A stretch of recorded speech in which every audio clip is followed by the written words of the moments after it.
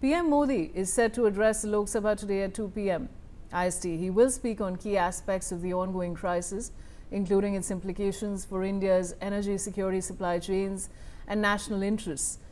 This comes just a day after PM Modi chaired a high-level cabinet committee on security meetings to review the situation, assess short, medium and long-term impacts and outline mitigation measures such as diversifying import sources for petroleum, chemicals and fertilizers while preventing hoarding or black marketing.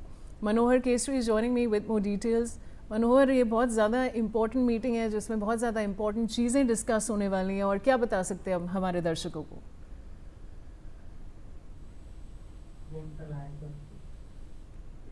Waste Asia के हालात को लेकर के बात करेंगे, वो जानकारी देंगे, क्योंकि कल जिस तरह से काफी लंबी दौर की बैठक चली है, करीब 3.5 घंटे सीसीएस की बैठक चली थी और उसमें प्रधानमंत्री ने सारे जुड़े हुए मंत्रालय के जो कैबिनेट मिनिस्टर थे उनको निर्देश दिया है कि लॉजिस्टिक और डिस्ट्रीब्यूशन समय पर हो, किसी तरह की दिक्कत न हो। तो इन सारी चीजों को लेकर के प्रधानमंत्री लोकसभा में 2 बजे जो है सो इस पे जवाब दे सकते। जी। All right. Now I do have joining me Major General Sudhakar ji. Major General Sudhakar ji, welcome, and I'd like your comments on this significant development where Prime Minister Modi is set to address the Lok Sabha today at 2 p.m. Yeah, Vishali, good afternoon. Thank you. I think India is taking right action to diversify our procurement of crude and gas, and mindful of the fact that India gets around close to 45 to 50%. At places you find 40% of crude from the Middle East, 60 to 65% of LNG, and around 90 to 95% of cooking gas. And with the restrictions which have been imposed by turn of events in Middle East, one has to look around for alternate options. Russia is one of them. Perhaps I'm given to understand from the open sources, Australia, then you have Nigeria, then Canada. These are the countries where one could possibly tap the resources. Venezuela is also another one.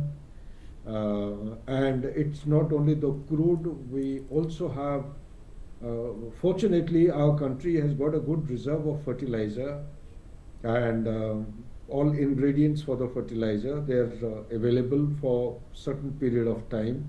But then sooner we restore the regular and predictable supply chain, better it is for the country.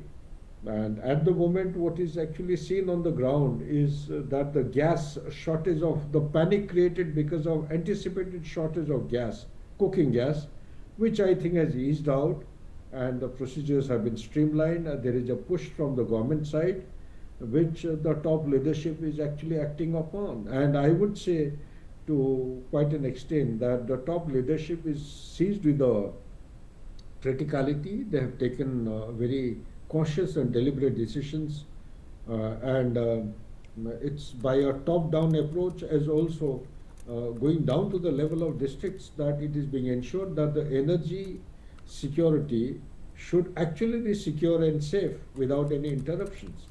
And also the economic angle, because our target of GDP is also the export, which the latest figure of December 2025 was 850 billion.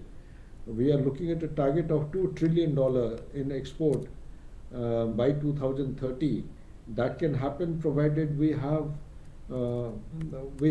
actually looked around for suitable slots. Now the entire world is affected. So what do we do? What does the country do to carry out some contingency plan so that the export doesn't get impacted, so that our the schemes which India has adopted, Make in India or indigenous production, giving a boost to the defense production, the export market will be drying out. There will be challenges because of lack of consistent and regular flow of energy from Middle East. But I feel that the government of India is doing a great job, They are negotiating directly with Iran. Strait of Hormuz has already given safe passage to a couple of our vessels. Some more are left. I think 20 odd are left, 22 of them. They should also be coming through.